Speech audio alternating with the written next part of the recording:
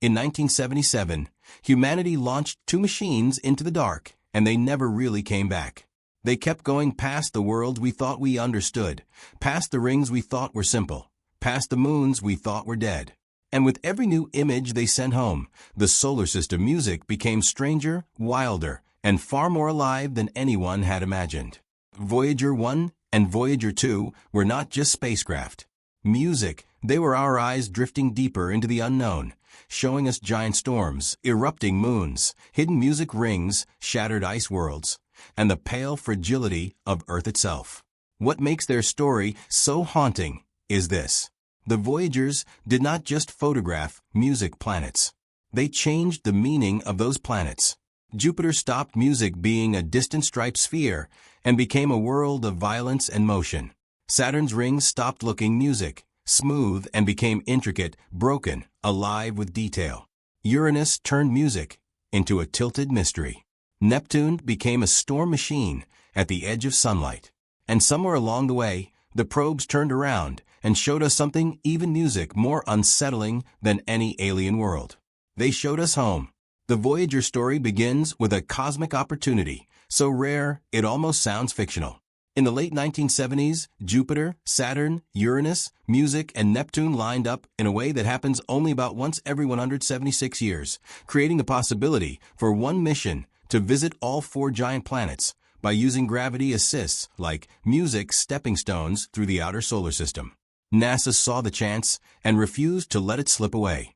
So Voyager 2 launched first on August 20th, 1977, and music Voyager 1 followed on September 5th, taking a faster path that would eventually let it overtake its twin. Together, they were sent outward not just as probes, music, but as pioneers, carrying humanity's curiosity into a region no one had ever explored music in detail. Even their earliest images had something eerie about them. Just days after launch, Voyager 1 looked back and captured Earth and the Moon from millions of kilometers away.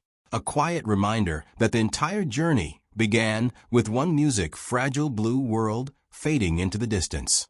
That image now feels music almost prophetic because before Voyager, the outer solar system was music still full of educated guesses.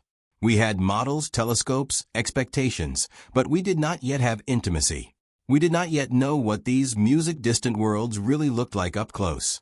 How their atmospheres churned. How their moons cracked, erupted, or glowed in the dark. Voyager was about to change all of that. When Voyager 1 finally reached Jupiter in March 1979, followed by Voyager 2 a few months later, the solar system opened like a door. Jupiter had been seen before, of course, but never like this. Suddenly, the gas giant was no longer a distant music disk in a telescope. It was a living atmosphere of towering turbulence, swirling plumes, violent bands, and storms within storms. The famous Great Red Spot was confirmed as a rotating system of immense scale. But that was only part of the surprise. The atmosphere around it was far more dynamic than music scientists had expected, filled with motion and instability that made Jupiter feel less like a music planet and more like a giant, unfinished engine. But Jupiter's greatest shock may not have been Jupiter itself. It was Io. Before Voyager, many assumed its surface would resemble our moon, old and cratered, scarred, but quiet. Instead, Voyager found active music volcanism, real eruptions, plumes blasting material hundreds of kilometers into space, lava lakes, and surfaces so geologically alive, they forced scientists' music to completely rewrite their assumptions. It was the first time active volcanoes had ever been seen on another world. And then there was Europa, marked with strange fractures across its icy surface, already hinting at the possibility of an ocean hidden underneath. In one planetary system alone, Voyager showed us a volcanic hellscape and an icy moon that might conceal water beneath its frozen shell. That was the moment the outer solar system stopped looking dead. After Jupiter came Saturn, and this was where beauty became something more unsettling. From Earth, Saturn had always looked elegant, almost serene, the planet of rings and symmetry. But when Voyager arrived, that elegance shattered into complexity. The rings were not just a few broad bands, as many had imagined. They were made of hundreds of thin ringlets, tangled music structures, kinks, gaps, and delicate features far more intricate than anyone music had expected. Voyager also revealed new rings, shepherd moons holding narrow bands in place, and ghostly spoke-like patterns across the bearings that did not fit comfortably into existing gravitational theories. Saturn's rings went from iconic to deeply mysterious in a matter of images. And then Saturn's moons began telling their own stories. Titan emerged as a world with a thick nitrogen-rich atmosphere unlike anything else known beyond Earth, instantly becoming one of the most compelling objects in the solar system. Enceladus hinted at activity too, with signs that would later connect music to erupting plumes and internal dynamism. Voyager was no longer just cataloging music worlds. It was exposing them as places with weather, chemistry, hidden oceans, and active geology. Saturn, music, the planet that once looked like the most graceful object in the solar system, became a reminder that the deeper you looked, the stranger things got.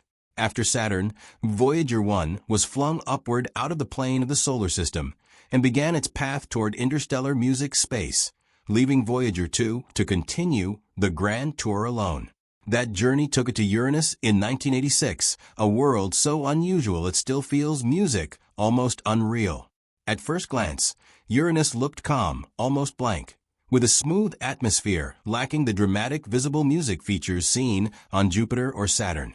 But beneath that quiet face lay a planet tilted on its side, with a magnetic field wildly misaligned from music, its rotational axis.